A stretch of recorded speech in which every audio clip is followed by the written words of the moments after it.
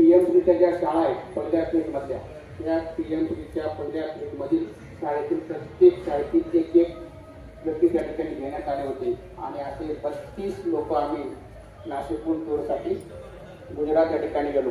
आम्ही बऱ्याचशा पीएमसी शाळा व्हिजिट केल्या आणि त्याच्यानंतर महत्त्वाचं VSK म्हणजे काय केंद्र, त्याला भेट दिली. नंतर GCERT आपल्याकडे असतं SCERT, तसं तिथं GCERT त्याला देखील भेट दिली. पीएमसी शाळेंना भेट देताना बऱ्याच गोष्टी आम्हाला त्या ठिकाणी शिकायला भेटल्यात. 8वीच्या जे पुढचे वर्ग आहेत 8वीच्या प्रत्येक वर्गामध्ये त्या ठिकाणी इंटरॅक्टिव्ह बोर्ड आम्हाला दिसून आले आणि इंटरॅक्टिव्ह बोर्डची मांडणी त्या ठिकाणी 2 बाजूला, एक ग्रीन बोर्ड एका बाजूला आणि इंटरॅक्टिव्ह बोर्ड एका बाजूला, म्हणजे दोन्ही बोर्ड आपल्याला त्या ठिकाणी वापरता येतात. असे आणि जे लहान मुलं होते त्यांना छोटे टेबल होते, छोटे असे, आणि खाली मांडे घालून बसायचे त्या ठिकाणी. अतिशय प्रसन्न वातावरण त्या ठिकाणी होतं. प्रत्येक शाळेसमोर असे छेड त्यांनी केले होते, पत्र्याचे छेड, आणि त्या छेडमध्ये असे वेगवेगळे खेळ देखील त्यांनी ठेवले होते. उदाहरणार्थ सापशिडीचा एक जो खेळ आहे त्या ठिकाणी लहान लहान मुलं आम्ही गेल्या त्या ठिकाणी खेळत होतो. संगीत साहित्य असं ठेवलेलं होतं. प्रत्येक वर्गामध्ये विज्ञानाचे गणिताचे सर्व साहित्य मांडलेले होते. आता आपल्याकडे पण जे साहित्य आलं ना, बरेचसे साहित्य येतं, अजून भरपूर साहित्य येणार आहे. पीएमसी शाळांना गुजरातच्या धर्तीवरती आपल्याला त्या ठिकाणी शाळा बनवायच्या आहेत. बरेचसे नाविन्यपूर्ण जे साहित्य आहे ते देखील आपल्याला तिथून आलेलं आहे. आणि जे विक्रम साराभाई सायन्स सेंटर आहे त्या ठिकाणी, विक्रम साराभाई माहिती आहे तुम्हाला कोण आहे? इस्रोचे संस्थापक, अंतराळ यानाचे जनक ज्यांना म्हटलं जातं, त्या ठिकाणी त्यांच्या नावाने देखील कम्युनिटिव्ह सायन्स सेंटर आहे. आणि त्या ठिकाणी हे सगळे प्रयोग त्या ठिकाणी आम्हाला बघायला भेटले. बरेचशी ऍक्टिव्हिटी आमच्याकडून त्यांनी करून घेतल्या. उदाहरणार्थ बघा, ठिकाणी घेऊन आलो तुम्हाला एक दाखवण्यासाठी, काचेचा होलोग्राम हा त्या ठिकाणी आम्हाला तयार करायला लावला. आणि मला आनंद वाटतो की त्या ठिकाणी सगळ्यात पहिला माझा होलोग्राम त्या ठिकाणी तयार झालेला होता. क्लॅप्स गो. आणि विशेष म्हणजे माझा लवकर तयार झाला तर 2016ला मी हा तयार केला होता, विद्यार्थ्यांना दाखवला होता. टीचिंग एड्स मध्ये मी हा त्या ठिकाणी ठेवलेला होता. आणि बरेचसे प्रयोग आम्हाला हायड्रोजन गॅस तयार कसा करायचा हे त्यांनी सांगितलं. आणि त्या ठिकाणी पाहिलं तर हायड्रोजन गॅस आपण आधीच तयार केला आहे. सायन्सच्या बाबतीत पाहिलं तर मला वाटतं आपण त्यांच्यापेक्षा पुढे 5 वर्ष आहोत. आपल्याकडे भरपूर जी ऍक्टिव्हिटी झाल्या, सगळ्या ऍक्टिव्हिटी आपल्याकडे झालेल्या होत्या. त्या ठिकाणी बरेचशे ऍक्टिव्हिटी मीच पुढे जाऊन त्या ठिकाणी केल्या सायन्सच्या. त्याच्यामुळे आपल्याला आणि गुणवत्ता जी आहे त्या ठिकाणी गुणवत्ता देखील चांगली वाटली. परंतु मला आपल्यापेक्षा त्यांची गुणवत्ता कमी वाटली. आपले मुलं जे आहेत सगळे आहेत, बेरीज दिली, बऱ्याच विद्यार्थ्यांनी बेरीज दिल्यात, गुणाकार दिल्यात, इंग्लिशचे स्पेलिंग लिहायला लावले, शब्दार्थ द्यायला लावले.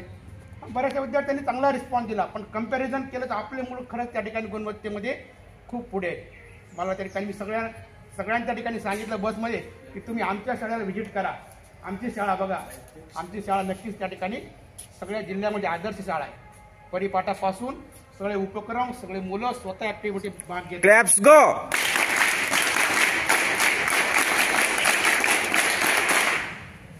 अतिशय अविस्मरणीय सगळे लोक जे होते. आता काही मुख्याध्यापक तर रिटायरमेंटला आहे 50 वर्षाच्या पुढे, पण त्यांच्यामध्ये एनर्जी बघितली ना, उत्साह बघितला, मला सुद्धा लाजून असता त्यांच्यामध्ये उत्साह होता. असे तरुण मनाने अतिशय तरुण होते त्या ठिकाणी. सर्व ऍक्टिव्ह पर्सन त्या ठिकाणी होते. आणि त्यांच्यामध्ये सहवासामध्ये मला खूप काही शिकायला भेटले. आणि आपल्या शाळेला नक्कीच त्याचा फायदा होणार आहे. उदाहरणार्थ अजून या ठिकाणी बघा, रोबोटिक्स लॅब बऱ्याच शाळेला आलेल्या आहेत. त्या ठिकाणी रोबोटिक्स पण लॅबला आम्ही भेट दिली. वेगवेगळ्या प्रकारचे रोबोट त्या ठिकाणी आहेत. म्हणजे कपडे धुण्यापासून, फरची साफ करण्यापासून, टेनिस खेळणारा रोबोट, म्हणजे आपण जायचं आणि आपल्यासोबत रोबोट टेनिस खेळले. चेस आहे, चेस रोबोट केले. अशा त्या ठिकाणी बघा, रोबोटिकच्या सायनी सिटी त्या ठिकाणी तयार केली. आम्हाला त्यांची भेट पण दिली त्या ठिकाणी. अशा अनेक वस्तू ज्या टॉयज असतात, रोबोट असतात, त्या ठिकाणी तयार केले जातात. उन्हाळ्याच्या सुट्टीमधील तिथील गुजरातमधील मुलं 2-2 महिने त्या ठिकाणी जातात, क्लास लावतात. आपल्याला जर शक्य असेल तर जावं त्या ठिकाणी. 2 महिने जर क्लास लावला तर रोबोटिकचा पूर्ण रोबोट कसा तयार करायचा किंवा इतर ॲक्टिव्हिटी खूप छान प्रकारे त्या ठिकाणी केल्या जातात. आणि आपल्याला त्या ठिकाणी विज्ञानाची नक्कीच आवड त्या ठिकाणी तयार होईल. विज्ञानाची आवड तयार व्हावी, भारताची प्रगती व्हावी, यासाठी विक्रम साराभाईंनी यांनी ती संस्था त्या ठिकाणी तयार केली आहे. विक्रम साराभाई एका गरीब परिवारात जन्माला होते. अतिशय उद्योगपतीच्या परिवारामध्ये ते जन्माला आले. आणि त्यांनी सगळं आपलं जे श्रेय आहे, आपलं जे कार्य आहे ते सर्व राज्यासाठी देशासाठी त्यासाठी त्यांनी ते खर्च केलेला आहे. आणि अंतराळामध्ये जी आपली प्रगती झालेली आहे ती फक्त सिंहाचा वाटाच मानावा लागेल तो विक्रम साराभाई यांचा आहे. आणि सगळ्यात महत्त्वाचं अजून त्या ठिकाणी आम्ही GCRTला गेलो, VSK सेंटरला गेलो. त्या ठिकाणी त्यांनी सांगितलं की आमच्याकडे हजेरी जी आहे ती कशी घेतली जाते, शाळेमध्ये ऑनलाईन विद्यार्थ्यांची हजेरी घेतली जाते, शिक्षकांची सर्व कर्मचाऱ्यांची ऑनलाईन हजेरी घेतली जाते. आणि ती हजेरी क्लस्टर लेवलला म्हणजे तालुक्याला पाठवली जाते, तालुक्याहून जिल्ह्याहून त्या सेंटरला पाठवली जाते त्या ठिकाणी VSK सेंटरला त्या ठिकाणी. आणि अर्धा तासामध्ये संपूर्ण राज्याची हजेरी त्या ठिकाणी कलेक्ट केली जाते. आणि तिथं बघितल्यानंतर कोणत्याही शाळेतला विद्यार्थी ॲबसेंट आहे लगेच त्या ठिकाणी कळतो, कोणता शिक्षक त्या ठिकाणी ॲबसेंट आहे लगेच त्या ठिकाणी कळतो. अर्धा तासात संपूर्ण राज्याची. आणि तीच प्रणाली आपल्याकडे आता लवकरच येणार आहे, चालू झालं आपल्याकडे. 1-2 वर्षामध्ये आपलं पण तसं त्या ठिकाणी होणार आहे. ऑनलाईन कोणता विद्यार्थी गैरहजर आहे, कोणी पोषण आहार घेतला, आणि निकाल सुद्धा ऑनलाईन त्या ठिकाणी होणार आहे. चालू झालं आमचे जे ट्रेनिंग चालू आहेत ना आता तेच ट्रेनिंग चालू आहे. ट्रेनिंग वाढवण्यासाठी की लवकरात लवकर शिक्षणामध्ये मुलं अतिशय आनंदी दिसतात. आपल्या शाळेमध्ये जशी मुलं आहेत ना अशीच मुलं आनंदी लगेच आलेले पाय पडायला लागले, आम्ही पाय न कपडा आम्ही त्यांचे पाय पडायला लागले.